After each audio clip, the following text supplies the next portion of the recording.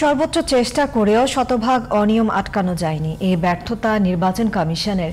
বিগত 3টি জাতীয় সংসদ নির্বাচনের বিভিন্ন অনিয়ম তদন্তে গঠিত কমিশনের শুনানি শেষে শনিবার চট্টগ্রামে এক সংবাদ সম্মেলনে এসব কথা বলেন সিনিয়র জেলা নির্বাচন কমিশনার মোহাম্মদ বশির আহমেদ। তিনি জানান, আগামীতে যেন এমন নির্বাচন আর না হয় সেই ব্যাপারে সতর্ক থাকবে নির্বাচন কমিশন। চট্টগ্রাম থেকে তৌহিদুল আলমের রিপোর্ট, জানাচ্ছেন জুবাইর রহমান।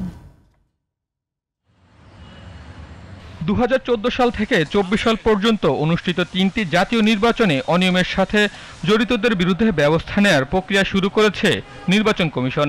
এ লক্ষ্যে ঢাকার পর এবার চট্টগ্রামে 2 দিন ব্যাপী শুনানি অনুষ্ঠিত হয়।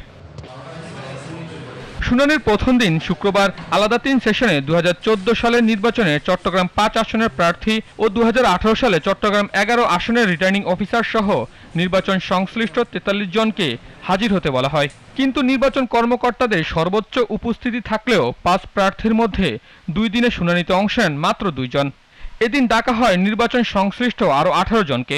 সব ব্যালট সই করা ছিল, ওরা সিল মেরে মেরে ঢুকেছে, এজেন্টও ঢুকেছে, পুলিশ এজেন্টও ঢুকেছে। শুনানিতে 2018 এবং 2024-এর নির্বাচনে দায়িত্ব পালন করা রিটার্নিং কর্মকর্তাদের কাছে জানতে চাওয়া হয় নির্বাচনে কেন অনিয়ম ঠেকাতে ব্যর্থ হয়েছিলেন তারা। চট্টগ্রাম 10-এ এই কেন্দ্রটা আমি বাতিল করে দিয়েছিলাম তাৎক্ষণিকভাবে। সর্বোচ্চ চেষ্টা করেছি, হয়তো পুরোপুরি পারিনি। আমার কাছে যে কেন ভোট কম হলো, কেন ভোট বেশি হলো, এইসব আপনারা কি ভূমিকা রাখছেন, আমাদের মানে রিটার্নিং অফিসার হিসাবে কি দায়িত্ব পালন করছেন, 24-এ আমরা কোনো চাপ দেখিনি। তবে শুনানি সম্পর্কে গণমাধ্যমের সাথে কথা বলেননি তদন্ত কমিশনের কোনো সদস্য। 2 দিন ব্যাপী শুনানি পরিচালনা করেন তদন্ত কমিশনের সদস্য ডক্টর মোহাম্মদ আব্দুল আলিম ও ব্যারিস্টার তাজরিয়ান আকরাম হোসেন। শুনানিতে অভিযুক্তদের দেওয়া সাক্ষ্য পর্যালোচনার পাশাপাশি আগামীতে যেন কোনো সরকার বিতর্কিত ভোটের আয়োজন করতে না পারে সে লক্ষ্যে কাজ করা হচ্ছে বলে জানালেন নির্বাচন কমিশনের এই কর্মকর্তা। তদন্ত কমিশনের মাননীয় 2 জন সদস্য এখানে আছেন।